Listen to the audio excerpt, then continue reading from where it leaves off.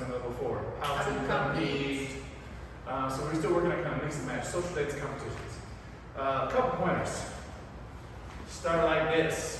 Why? Because when you swing out, then you go like this.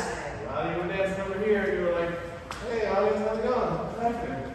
Who's that over there? Hey, you see me dancing? See this? So you want to open up to the audience, look at the audience, look at your partner, have fun.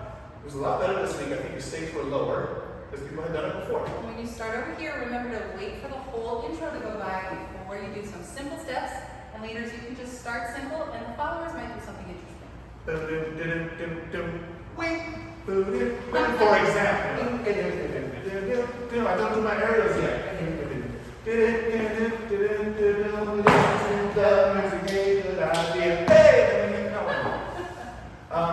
And we had you change when the music changed.